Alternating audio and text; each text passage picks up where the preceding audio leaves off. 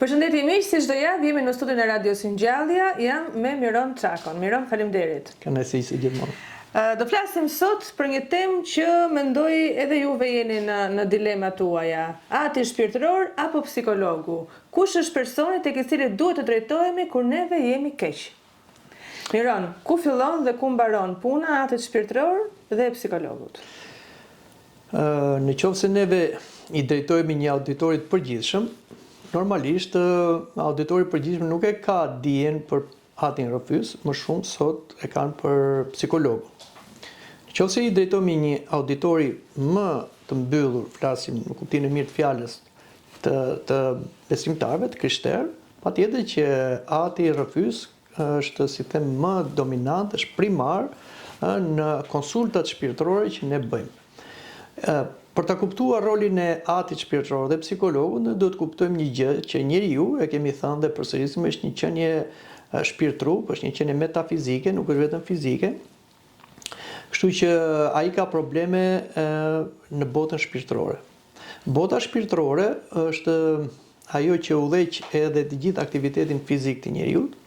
Dhe bota shpirtërore nuk vjen thjesht nga neuronet, siç mendohet, nga truri, që përkthehet pastaj në mendime dhe në ndijime dhe në veprime, por bota shpirtërore vjen nga shpirti. Dhe për teologjinë e krishterë dhe të gjithë fetë monoteiste, njeriu është shpirt, është uni i tij.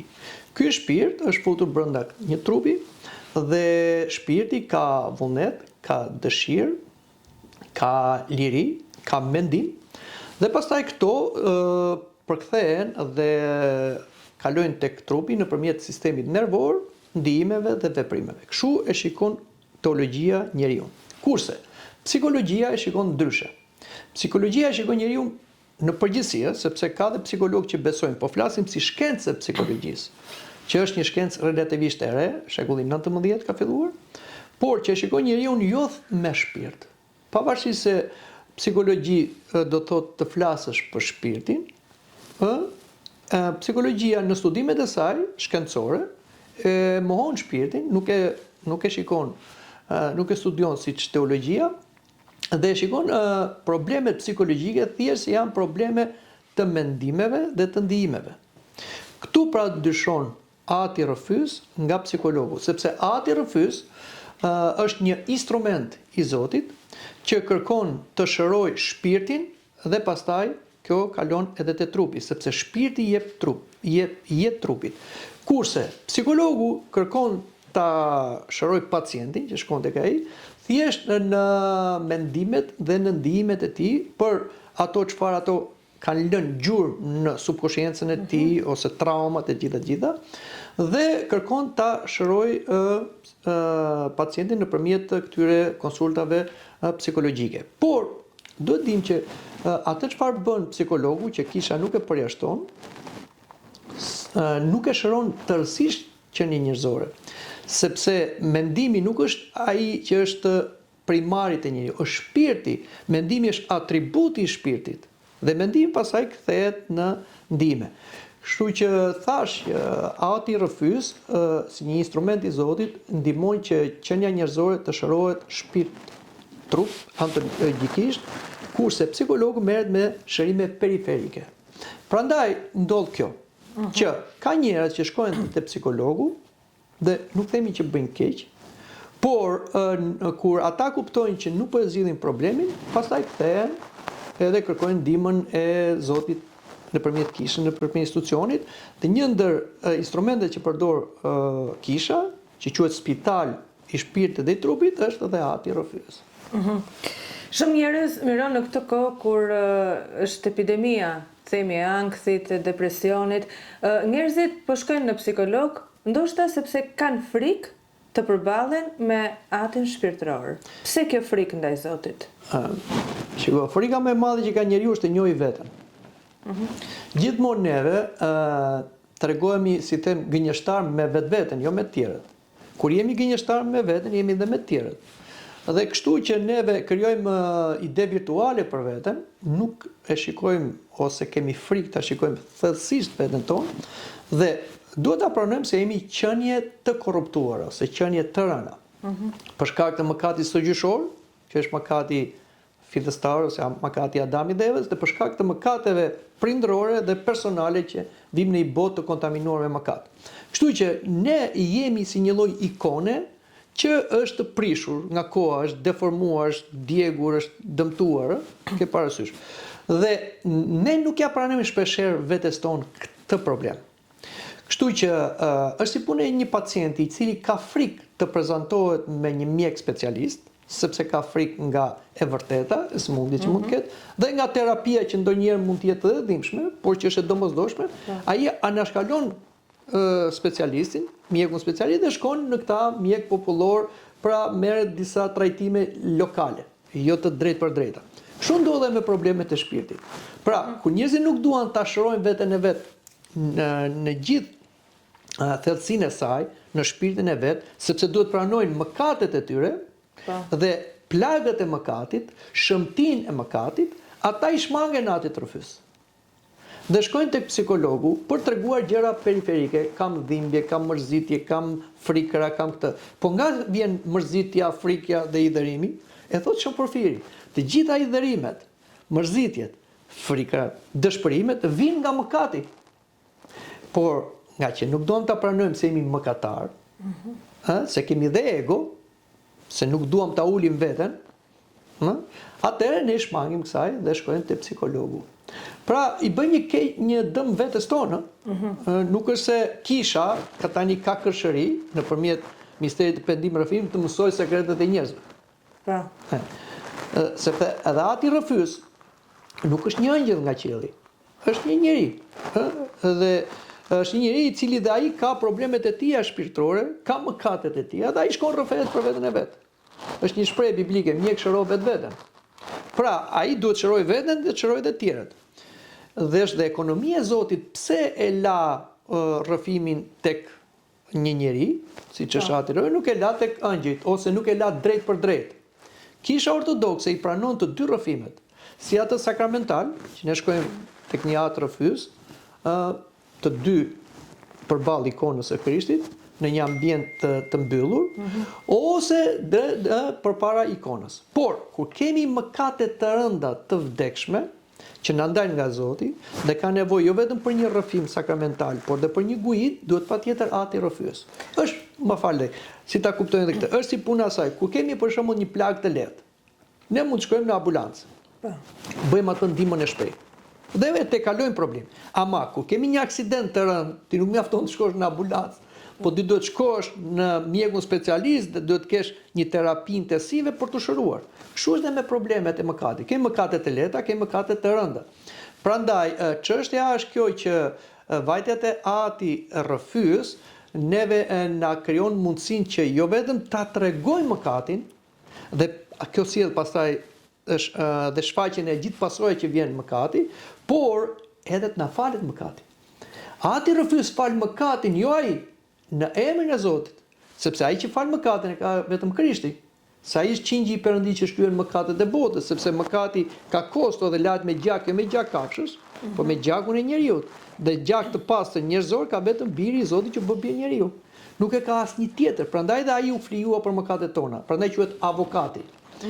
Por këtë autoritet për të falur mëkatin, ai ja la apostujve, apostujt janë kishës apostolike, dhe ati rrëfyes është një si pjesë e kishës apostolike, dhe ai të fal në emrin e Zotit, kurse psikologu nuk fal mëkatin. Ai mund të bëjë një terapi thjesht për një qetësi, thash periferike, për larguar deri diku ankthin, frikrat që mund të kenë mbetur nga një problem që ke kaluar ti në jetën tënde, por prap këto kthehen tek ty, sepse është mëkati. Dhe ku ka mëkat, ka demon, ka djall. Ne këtë nuk e kuptojmë, ne nuk e shikojmë botën e padukshme, që na i tregon teologjia. Bota e padukshme që na i tregon teologjia na thot që ekziston dhe një botë tjetër që ne nuk e shikojmë, që ajo ka ndikim tek neve, siç është bota e të mirës, që përfaqësohet nga Zoti, por dhe bota e keqe që përfaqësohet nga djalli. Çdo mëkat që ne bëjmë ka, si them, një ndikim të një rrjeshti demoniak. Sepse duhet dim që bota shpirtërore, ajo e padukshme, e të keqes, ka rrjeshta demoniak që i përfaqësojnë një mëkat.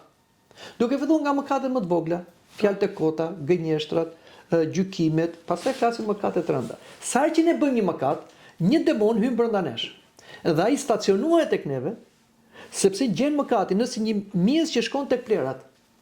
Atëre, kur ne shkojmë te psikologu dhe nuk tregojmë mëkatin, dhe ai nuk interesohet për mëkatin dhe nuk mund çfarë t'i bëjë mëkatit, por shikon vetëm anën periferike të ndihimet, ai nuk është zgjidhje problemi.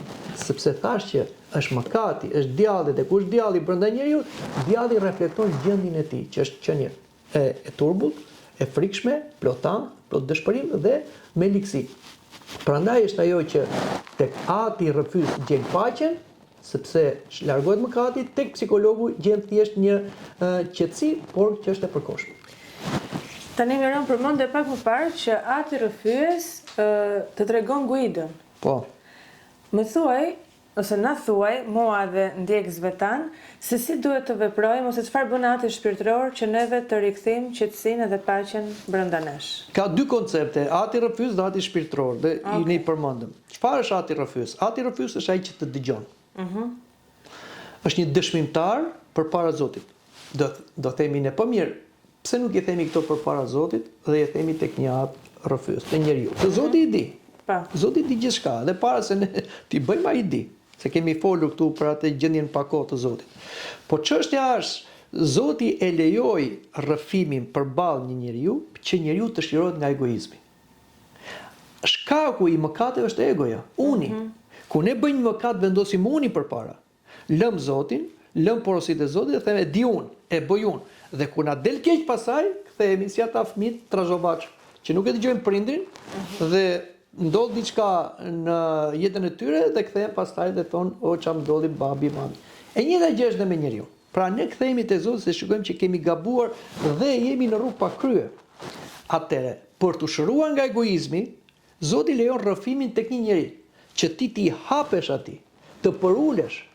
Këtu fillon faza e parë e shërimit, përullësia, që e kultivon rrëfimi tek ati rrëfys. Por kemi dhe atë shpirtëror. Ati rrëfys mund të jetë thjesht vetëm një dëgjues dhe të jep uratën e faljes nëpërmjet kishës.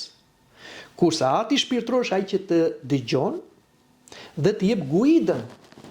Jo domosdoshmërisht ati shpirtëror mund të jetë një atë rrëfys. Por te kisha janë të miksuar këto, dhe ati rrëfys dhe ati shpirtëror. Pra, çështja është që përveç se ne marrim faljen e mëkatit, ne marrim dhe një guidë. Për shembull, kur shkon te një mjek, mjeku thot, ke këtë sëmundje, por që të shërohet kjo sëmundje, duhet kjo terapi dhe duhet kaq kohë. Nëse ne duam të shërohemi, duhet jemi të bindur ndaj mjekut. Sepse na ndodh ajo, për shembull, gjithë kemi nga eksperjenca, që fillojmë terapin, për shembull, kemi një të ftohur, e lëm për gjysmë antibiotikun ta zë, edhe na kthehet prapë dhe pse u kthye. Sepse mund t'i marr 5 ditë antibiotikut, do marr 3 ditë. Dhe ne gabojmë. Dhe kur shkojmë te mjeku thotë pse s'e zbatove? E njëjta gjë ndodh. Dhe në kisha spital tash. Dhe ka terapi nga Zoti nëpërmjet medikamenteve që janë misteret e kishës. Dhe që këto të funksionojnë duhet bindja. Prandaj tek ati rrëfys kultivojmë dhe bindjen. Kto e shëron njeriu. Kurse tek psikologu është thjesht një bisedë. Siç ti mund të bësh një bisedë me miqtë tu. Sepse njeriu mbart brenda vetes jo vetëm këto lodhjet fizike, por sidomos lodhjet mendore. Këto e lodhin më shumë njeriu. Dhe njeriu është si një vulkan që mbushet, ai prodhon ose akumulon energji, dhe duhet shpërthej, ose një tërmet. Dhe kjo është akumulimi i energjisë në tokë. Pra, po se shprehu njeriu plas. Atëre duhet shkoj tek ati rrëfys. Por tani doli dhe psikologu. Dhe ne këtë e shikojmë jo duke anashkaluar psikologjinë ose mallkuar psikologjinë. Por ne themi që nuk mundet të vihet psikologu mbi atin rrëfys. Ati rrëfys bën dhe punë e psikologut, kurse psikologu nuk e bën dot punën e ati rrëfys. Për shembull xhelozia, krenaria, mund t'i trajtojmë dot te psikologu? I trajtojmë si ndihime. Për shembull, shkon dhe kam një xhelozi për shembull. Kam kam një ndjesi brenda vetes. Këto janë ndjesitë që të sjell xhelozia, sepse njeriu është dhe mendim, është dhe ndjenja. Është dhe veprim. Por nga se vjen xhelozia? Xhelozia nuk vjen në mënyrë a priori, nuk është vetëm emocion. Është një energji që ka shkak pasojë. Që do me thënë, kush është shkaku i energjisë që sjell pasojë i xhelozisë, që sjell pasojën e ndihmit, është mëkati. Pra, ti e ke lejuar veten që të lakmosh gjën e tjetrit. Nuk e kënaqur me gjën tënde. Një nga porositë e Zotit, dhe porosia e 10, është mos lakmo. Kur ti lakmon mëkaton. Sepse njerëzit kujtojnë se mëkati është vetëm me veprim, të vjedhësh, të vrasësh, të gënjesh, por dhe të lakmosh që është një mendim brenda vetes që tjerë nuk e shikojnë, është mëkat.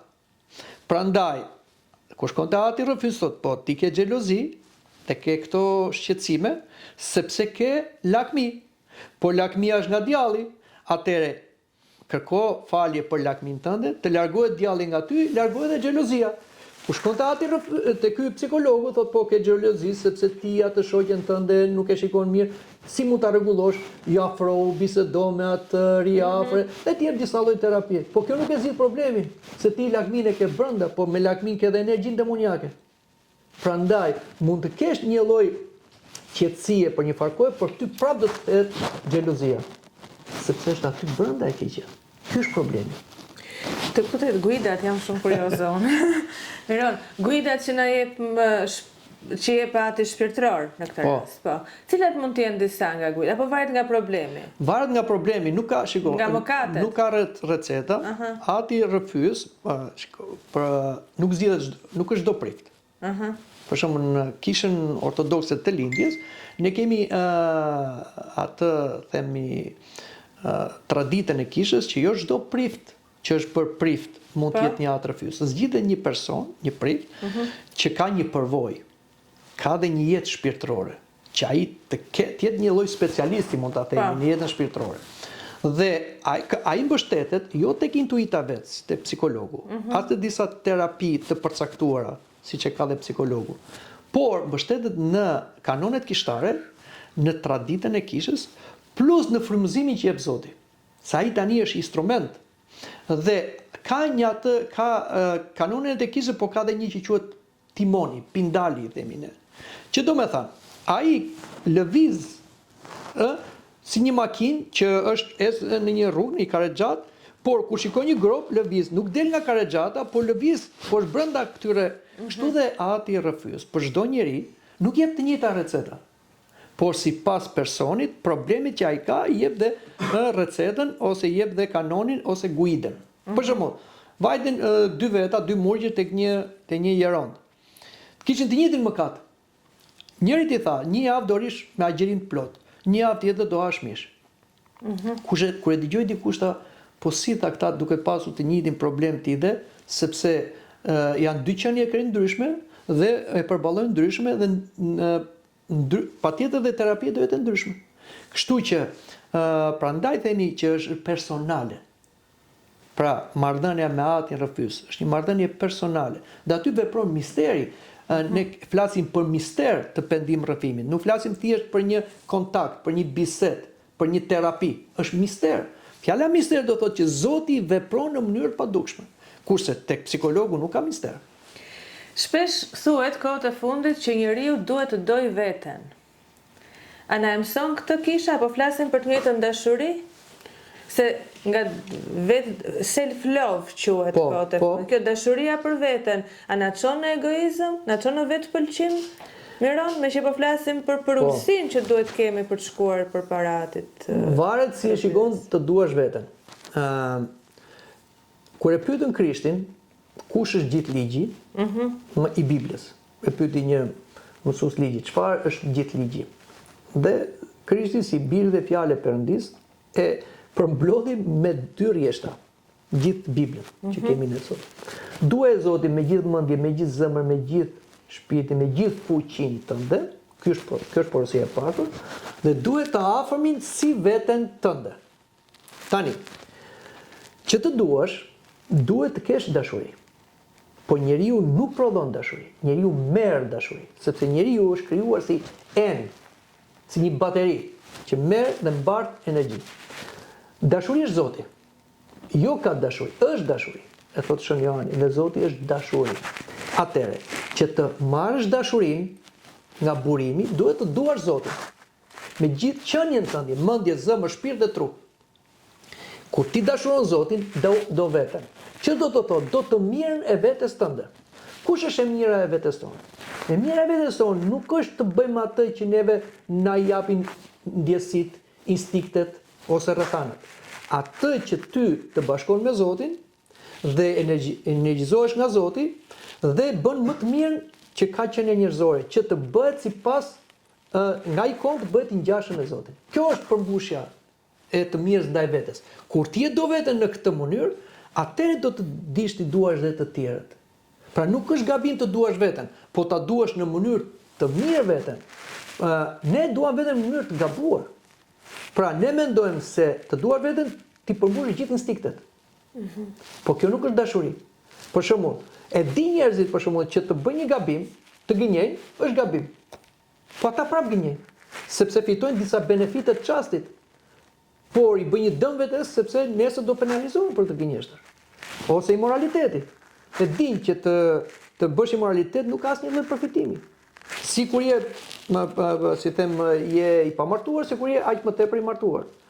Por i japin një benefit, një adrenalin vetes për momentin dhe pastaj çfarë posohesh ka nga pas? Pra kjo është ta urrësh veten. Kurse ta duash veten është të bësh të mirën. E mira është vetëm Zoti. Prandaj, ta duam veten në Zotin. Dhe ti duam të afërmin në Zotin duke dashur veten. Duhet duash veten pa tjetrin. Po s'desh e veten, ti nuk e do tjetrin. Kështu që nuk jemi gabim të duam veten, por jemi gabim ku nuk e duam mirë veten. Tashi në fund edhe një mesazh për gjithë të rinjt kryesisht që janë pa drejtim dhe nuk din ku të shkojnë te psikologu apo te ati rrëfyes. Nuk e di, ju jeni përditë në institucionin e kishës, nuk e di se si është marrëdhënia atje me të rinj, ta vinë njerëz her pas here, jo vetëm të rinj, për t'ju kërkuar këshilla. Si funksionon? Përgjegjësi i zyrës katekizmit, ne kemi shumë vite që kemi këtë shërbim brenda kishës që të katekizojmë. Dhe për shembull tek zyrat tona vinë shumë persona, moshave ndryshme, por dhe të ri, të cilët kanë kaluar nga seancat e psikologut, por derisa vinë tek neve nuk kanë zgjedhur zgjidhje. Sepse thash atë që mund të jenë qetësuar për pak nga terapia, por nuk kanë zgjidhur problemin. Kështu që unë do të jap jo mendimin tim, po mendimin e kishës. Kisha nuk është kundër shkencës, edhe të psikologjisë. Pavarësisht ndonjëra është plegjatuar. Që është marrë gjërat e kishës, edhe tani është hequr Zoti që është edhe është vënë, ose ati rrëfyes dhe vën psikologjia dhe psikologu. Këtu është gabimi. Por kisha i thot njerëzve dhe në mënyrë veçantë besimtarëve, nëse doni të shëroheni antologjikisht, ju duhet të kryeni misterin e pagëzimit që fal gjitha mëkatet dhe së gjyshor, dhe mëkatet që bën pas pagëzimit, të cilat krijojnë të gjitha pasojat psikologjike dhe fizike të njeriu të padëshiruara, falen me misterin e pendim rrëfimit. Te psikologu mund të shkosh, por nuk është e mjaftueshme. Ose Atë Sofroni Sarov thot, psikologu është i mirë për perëndimin, thot, dhe ka fjalën për atë botën e perëndimit që është në një mënyrë apostate, pa Zot. Por për një ortodoks, thot, të shkojë te psikologu, thot, vetëm është një gjë shumë e gabuar, thot, i cili lë traditën shekullore të kishës dhe përfundon tek psikologu. Do të dim, teologjia është një shenjë shekullore. Psikologjia është një shkencë që ka ardhur shekullin ose fundi shekullit 19. Boll edhe nga aspekti kohor, kujt do t'i besosh më shumë? Teologjia mbështetet në fjalën e Zotit. Psikologjia mbështetet në eksperiencat njerëzore. Kush është i pagabuar? Zoti apo njeriu? Kisha është institucioni i Krishtit, që është Zot dhe njeri. Psikologu përfaqëson vetveten, ka zyrën e vet, ka atë, si them, trajtimin e vet. Kujt do t'i besosh? Zotit, kishës, apo thjesht psikologut dhe terapisë dhe zyrës të psikologut. Pra duhet bëjmë një çik terapinë mendjes tonë. Kur kemi probleme të tilla dhe kur duhet të trokasim. Edhe një pyetje e kam mund ta nesem Lindi. Po kungata e shenjtë, Miron, se më përmend pendim rrëfimin dhe pagëzimin. Po kur kungohemi në kishë, arrim të kemi atë paqen shpirtërore dhe çfarë ndodh nëse nuk kungohemi për një kohë të gjatë? Kungata ka lidhje me misterin e pendim rrëfimit. Jo gjithmonë, por asnjë nuk mund të kungohet pa u pagëzuar. Sepse duhet të pastrohemi nga mëkati, që është tërgjyshor, që trashëgojmë, dhe nga mëkati personale. Prandaj mbas pagëzimit ne kungohemi. Por kur bëjmë mëkate mbas pagëzimit, sidomos të vdekshme, Çfarë janë mëkatet e vdekshme? Mëkatet e vdekshme janë mëkate të cilat mohojnë ekzistencën e Zotit ose dëmtojnë jetën tënde shpirtërore dhe të tjerëve. Për shembull, një nga mëkatet e vdekshme që njerëzit flasin besimtarë, për shembull, nuk i vënë re, është të mos kungohesh 3 të diela pa asnjë arsye. Sipas kanoneve kishtare, nëse ti ke 3 diela pa u kunguar, pa arsye, quhesh i aforizuar. Dhe nuk mund të kungohesh prapë pa bërë misterin e pendim rrëfimit. Pse nuk kungove? Kush? Fjetë gjumë, u tregove indiferent, ose ke diçka që nuk e ke zgjidhur, pse? Pra Zoti të fton dhe ti e refuzon, ky është mëkat. Që themi neve që unë s'kam bërë një mëkat. Boll ta pyesësh, sa të diela ke pa u kunguar, po të thotë që ka më shumë se 3 diela, atëherë kanonat kishtare të aforizojnë. Po ne mund të kungohemi edhe gjatë javës për ka liturgji. Po, nuk, jo vetëm të dielave, për një periudhë. Flasja të diela sepse diela është e detyrueshme, kurse janë fakultative ditë të tjera. Da shkosh, da mos shkosh. Son detyrat e publikut. Jo, shumë bukur. Të dielën ne duhet shkojmë se jemi të detyruar. Tani, edhe misteri i pendim rrëfimit tash lidhet me kungatën. Nëse kemi mëkate vdekshme, që është vrasja, dhe këtu vrasja dhe aborti, kanë shumë për shembull grari ose pash me burra atyre bëjnë abort, dhe duket diçka normale. Kjo mund bëhet me ligj nga shteti, por nuk e pranon Zoti, si mund të kungohesh, ose vjedhja, ose gënjeshtra, ose mashtrimi, që i bën dëm dikujt tjetër, janë mëkate të rënda. Këto nuk mund të tolerohen pa kryer misterin e pendim rrëfimit. Pastaj duhet shkojmë të kungojmë, pra kanë lidhje me njëra tjetrën. Shumë faleminderit. Kënaqësi.